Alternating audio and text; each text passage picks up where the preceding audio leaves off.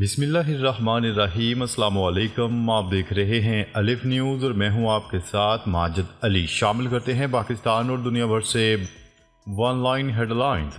ایران کا اقوام متحدہ میں اسرائیل کی رکنیت ختم کرنے کا مطالبہ۔ ایران نے شام پر اسرائیلی بمباری کی شدید مذمت کرتے ہوئے عالمی برادری سے مطالبہ کر دیا ہے کہ اسرائیل کی اقوام متحدہ کی رکنیت ختم کی جائے۔ عرب میڈیا کی رپورٹ کے مطابق ایران کی وزارت خارجہ کے ترجمان اسماعیل بقائی نے عالمی برادری سے مطالبہ کیا ہے کہ شام میں اسرائیلی بمباری کے واقعات کے پیش نظر اسرائیل کو ہتھیاروں کی فراہمی فوری طور پر بند کی جائے اور اس کی اقوام متحدہ کی رکنیت کا خاتمہ کیا جائے۔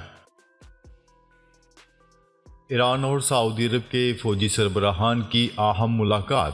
ایران کی مسلح افواج کے شعبہ تعلقات عامہ کے حوالے سے ایرانی خبرساں ادارے نے رپورٹ کی ہے کہ سعودی مسلح افواج کے chief of general staff general Fayyad bin Hamid Alruwaili نے اتوار کے روز تہران میں ایرانی مسلح افواج کے chief of general staff major general Mohammad Bagheri سے ملاقات اور گفتگو کی۔ اس موقع پر گفتگو کرتے ہوئے میجر جنرل محمد باقری کا کہنا تھا کہ مشترکہ اقدار اور توانائیوں کے پیش نظر دونوں ممالک کی مسلح افواج کے درمیان تعاون کے فروغ کے وسیع امکانات پائے جاتے ہیں۔ ایران کے چیف آف جنرل اسٹاف نے دونوں ملکوں کے درمیان دفاعی شعبوں میں تعاون کی سطح کو بہتر بنانے اور تعلیم و تربیت کے میدان میں تجربات کے تبادلے پر زور دیا۔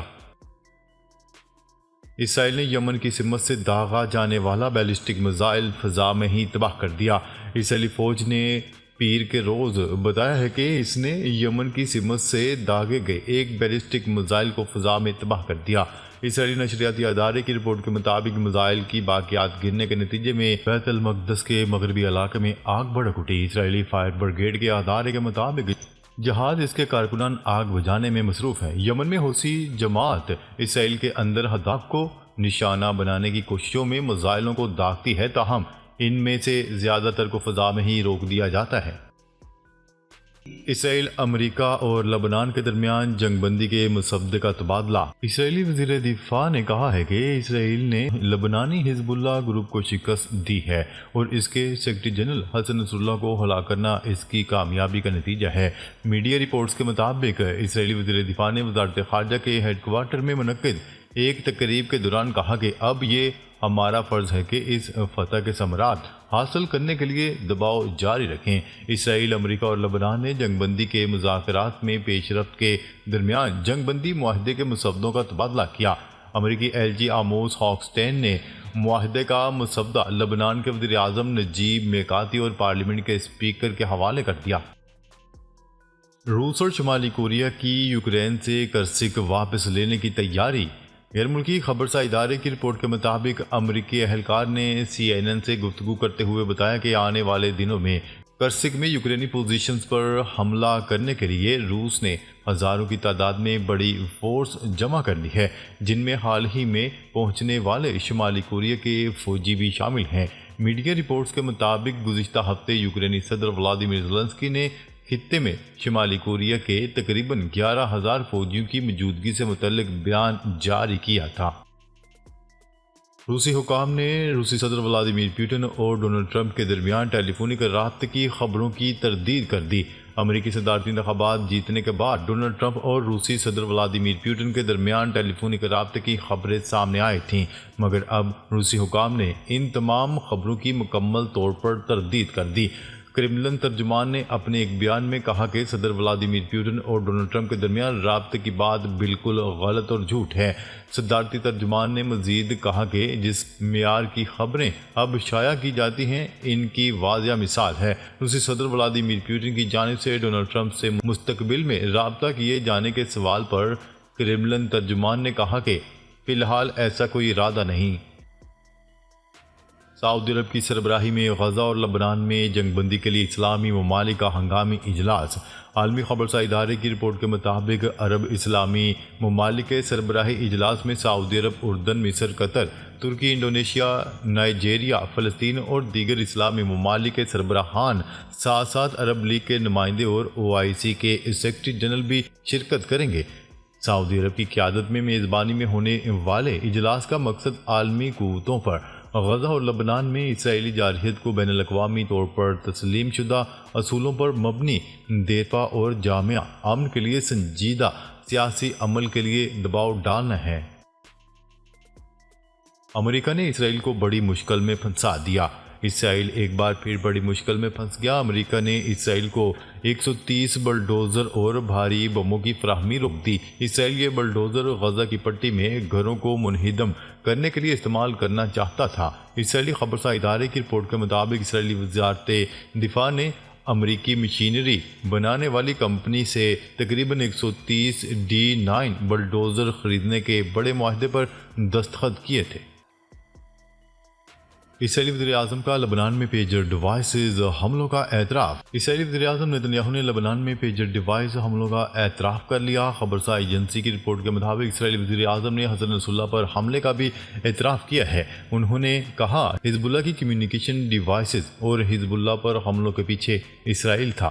پہلی بار کسی اسرائیلی عہدیدار نے لبنان میں پیجر حملوں کی ذمہ داری قبول کی ہے۔ نیتن یاہو نے اسرائیلی کابینہ اجلاس میں حملوں کا اعتراف کیا۔ زیلنسکی سے چھٹکارے کے لیے واشنگٹن یوکرین میں انتخابات کی تیاری میں مصروف، روسی انٹیلیجنس کا دعویٰ۔ امریکی وزارت خارجہ نے ولادیمیر زیلنسکی سے چھٹکارا پانے کے لیے یوکرین میں انتخابات کے اجراء کی تیاری شروع کر دی۔ یہ بات روسی خارجہ انٹیلیجنس کے پریس آفس نے روسی خبرساں ایجنسی ٹاس کو بتائی۔ پیر کے روز جاری ایک بیان میں کہا گیا کہ خارجہ انٹیلیجنس کو موصول ہونے والی معلومات کے مطابق امریکی وزارت خارجہ ضرورت پڑنے پر یوکرین میں موجودہ قیادت تبدیل کرنے کے راستے پر غور کر رہی ہے۔ مریخ پر 3.5 ارب سال قدیم سمندر کی موجودگی کے شواہد۔ چین کی جانب سے مریخ پر بھیجے گئے روبوٹک اسپیس کرافٹ زورونگ مارس روور کو سرخ سیارے پر 3.5 ارب سال قدیم تک سمندر کی موجودگی کے شواہد مل گئے۔ روبوٹک اسپیس کرافٹ زورونگ مارس روور کے ذریعے اکٹھی کی گئی معلومات کی مدد سے تیار کی گئی اس رپورٹ کو سائنسی جریدے سائنٹیفک رپورٹس میں شائع کیا گیا۔ رپورٹ کے مطابق زورونگ مارس روور نے مریخ کے علاقے جنوبی یوٹوپیا سے ایک ساحلی پٹی دریافت کی ہے جو وہاں موجود قدیم سمندر کی باقیات میں سے ایک ہے۔ پاکستان کے کئی اہم شہروں میں فضائی آلودگی خطرناک حد تک بڑھ گئی، سانس لینا بھی محال۔ لاہور کے بعد ملتان، پشاور، اسلام آباد اور راولپنڈی بھی اسموگ کی لپیٹ میں آ گئے۔ ملتان میں آج بھی فضائی آلودگی میں سر فہرست ہے، جہاں ایئر کوالٹی انڈیکس 950 ریکارڈ کیا گیا، جبکہ لاہور کا ایئر کوالٹی انڈیکس 560 تک جا پہنچا، جبکہ پشاور کا AQI 597، اسلام آباد کا 254 اور راولپنڈی کا AQ انڈیکس 248 ریکارڈ کیا گیا۔ پاکستان میں دھند اور اسموگ کا راج، کئی پروازیں منسوخ، ریل سروس بھی متاثر۔ دھند کے باعث ملتان اور اسلام آباد کی 3 پروازیں متبادل منتقل کر دی گئیں، جبکہ جدہ ملتان کی غیر ملکی ایئر لائن کی 2 پروازیں منسوخ کر دی گئیں۔ دبئی ملتان کی نجی ایئر لائن کی پروازیں کراچی اور کراچی ملتان کی پروازوں کو لاہور میں لینڈ کرایا گیا۔ ملک بھر میں کل 36 ملکی اور غیر ملکی پروازیں تاخیر کا شکار ہیں۔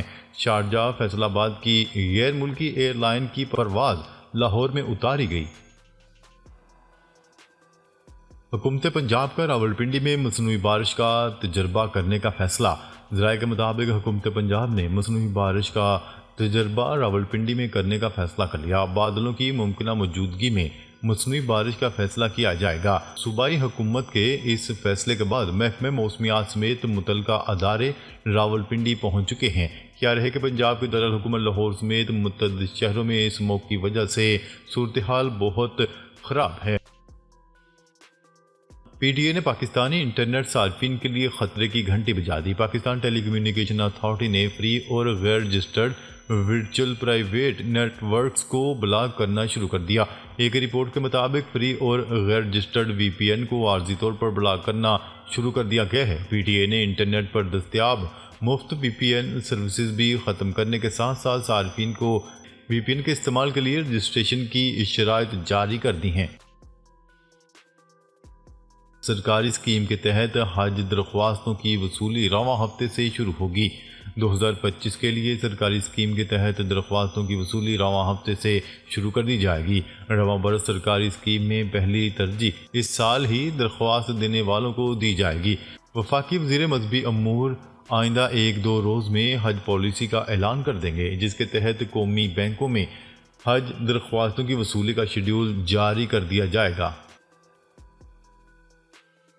پاکستان ڈٹ گیا، چیمپئن ٹرافی سے مائنس بھارت کے فارمولے پر غور۔ ICC چیمپئن ٹرافی کے لیے آنے سے انکار کے بعد پاکستان نے سخت موقف اپناتے ہوئے مائنس انڈیا فارمولے پر غور کر دیا۔ پاکستان کرکٹ بورڈ نے ابتدائی موقف میں 1996 اور 2003 کے ورلڈ کپ کی مثال پیش کرنے کا فیصلہ کر لیا۔ 2003 میں نیوزی لینڈ، کینیا اور انگلینڈ نے زمبابوے میں کھیلنے سے انکار کیا تھا، جبکہ 1996 میں آسٹریلیا اور ویسٹ انڈیز نے سری لنکا میں کھیلنے سے انکار کیا تھا۔ ICC سے انکار کرنے والی ٹیموں کے میچز میں حریف کو پوائنٹس دے دیے گئے تھے۔ ناظرین، اب تک کے لیے اتنا ہی۔ مزید خبریں لے کر بہت جلد آپ کی خدمت میں حاضر ہوں گے، تب تک کے لیے اپنا خیال رکھیے گا۔ اللہ نگہبان۔